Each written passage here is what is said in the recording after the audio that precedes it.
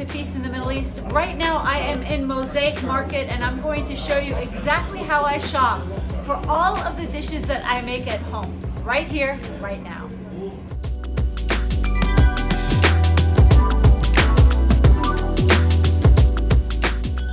Now there's numerous reasons, come follow me, there's numerous reasons why I like to go to Middle Eastern markets like this.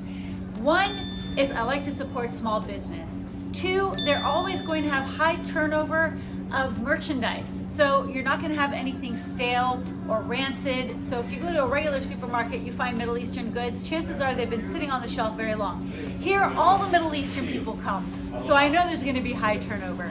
And also, the foods are going to have a more authentic flavor. So if you get za'atar from here, for example, that's been grown in Lebanon or in Jordan, the za'atar is going to have a more authentic flavor because the soil there is different and they use better farming practices. They don't monoculture there and douse the produce with a ton of pesticides. It's a very different dynamic there and you can taste it in the merchandise. So speaking of this section here, this is one of my favorite sections because this is the spice section, okay? And there are so many products here that can help give you shortcuts in the kitchen. So for instance, instead of mixing the 7 spices, this is a standard 7 spice mix. You can use it for anything, for chicken, for fish, for vegetables. So instead of mixing 7 spices, they got it all mixed up for you in the right dimensions. This spice line is all from Jordan, so it's all gonna be fresh. It's gonna have amazing flavor. Some other standard spices that we always use in a Middle Eastern kitchen, Arab kitchen, are allspice, which is in practically all of my dishes. Anise seeds that we like to use in cookies, and also we like to use it as a home remedy. We mix it and make a tea out of it to relieve upset stomach. What else we got going on here? We got chicken kebab and chicken rubs, as well as shawarma spices. Falafel spices, if you want to just get dried chickpeas, soak them overnight, put a couple of tablespoons of falafel spice in there, it'll add that extra dimension to your homemade falafel. Here, and I even run into people I know, like I'm a George. What's up? Good to see you. Good seeing you guys. Good to see you. Take care. All right, so there is a treasure trove of stuff in this aisle, guys. Look at this. How often do you go and find Jerusalem olive oil from Beit Hanina, owned and operated, harvested from trees that over 1,000 years old? There's a harvest date on this. It doesn't get more authentic than this. It's raw, it's unfiltered. Hello, you're not gonna see this at Whole Foods. This is the place to get olive oil like this. And speaking of olive oil, they also have an incredible selection of ghee, of olives. This is the good fat zone, guys. This is the good Mediterranean fat zone right here. Everything you need, from the olives to the olive oil to the ghee. And also here, the tahina, okay? So they have tahina from the Middle East. This is one thing that always gets rancid and tastes nasty in a regular supermarket, right? They get these brands, I don't even know where they're from. I buy them, they're bitter, they're disgusting. Last resort kind of tahina. But you come here, you know it's gonna be from the Middle East. You know it's gonna be genuine, authentic. It's gonna have a fresh flavor. It hasn't been sitting on the shelf for years. This is where I get my tahina. Forget even Amazon. Amazon will try to vend very stale tahina as well, rancid tahina. And of course down here we got the fava beans. I made the full recipe on my channel. This is where you can get the fava beans, also called fool, the chickpeas. Over here we've got, and if you're too lazy to make the baba ganoush on my channel, they even have ready-made baba ganoush. Just add some olive oil, you can add some lemon juice, all of your garnishes, and boom, you've got your very own baba ganoush. Okay, now that we finished with the good fat section, we're gonna go to the awesome sweeteners section. And I'm talking about sweeteners that are made with whole foods. So where else can you get Egyptian black molasses, guys? Like, look how cool that is. What would I use this with? I would mix it up with tahina and put it over bread as a sort of Middle Eastern PB&J. I'd use this in marinades if I want to add some sweetness instead of barbecue, to salad dressings. And likewise, I could do that with any of these other sweeteners, from grape molasses, which is right here. It's got a nice tart grape flavor. We also have date syrup, which is nice and thick. This is Iraqi style date syrup. So I love using date syrup even over my pancakes for a different flavored twist. And you get your fruit in the morning in a syrup, right? Instead of high fructose corn syrup. And all of these waters are lovely. So you've got orange blossom water and rose water and mint water. Now these you can use not only to infuse sugar syrups that you add to desserts, but you can also add them to your lemonade, something refreshing. You can add them to your cocktails to give a Middle Eastern flair to your cocktails. In these types of markets, you get hard to find things too, like Molokia leaves. You might wonder, what is Molokia? It's actually a dry mallow plant, and usually we get them fresh, but here they have them dried.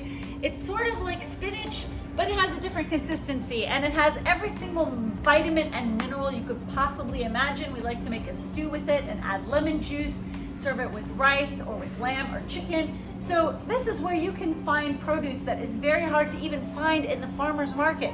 Now come on over here in the refrigerated section. This is what's really cool about markets like this, is they feature foods from all over, countries from all over the place. So let's say if you want basturma, homemade basturma, this is something that my dad loves. They will have basturma here, which is sort of like, I wish I could describe it. It's beef with fenugreek and spices. It is basically what they use instead of bacon in the Middle East. It's made with beef instead. So instead of beef, you could get basturma. Those of you that have been watching the channel for a very long time know that I'm absolutely insane about kanafa. And I even did a review of Trader Joe's kanafa for some of you that wanted to try it and didn't know where to get it. Check this out, guys. They have kanafa from Jordan, from Habib. Right here, I have not had kanafa from this place since 1997. And what do you know? They sell it right here. I'm telling you, you don't need Trader Joe's to get your kanafa fix. You can just go to your local Middle Eastern market. I'm so excited, guys.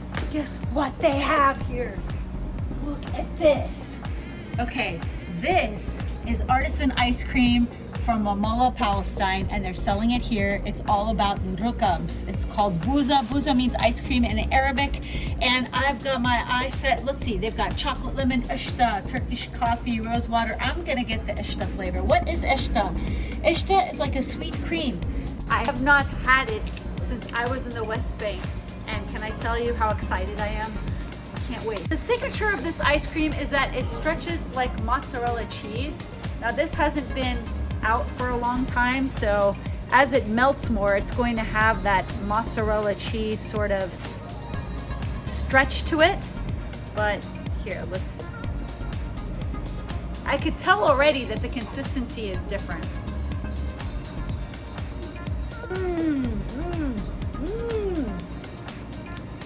Just like I remember it. So where else can I get ice cream like this in any other supermarket? Nowhere. And I would pay premium to get it because I know it's been shipped from far away. Also, if you saw that my mom and I did that review on Kebab from Trader Joe's, well, they've got Kebab by Ziad, and I'm telling you, without even trying it, I know it's going to taste better because Ziad knows how to make Middle Eastern food. It is their specialty, and this looks about as authentic as it gets, and you won't have to take all the time to make it. But of course, I teach you how to make this too on my channel, right? Guys, would you look at this? I mean, the artistry of this. I want to get a close section.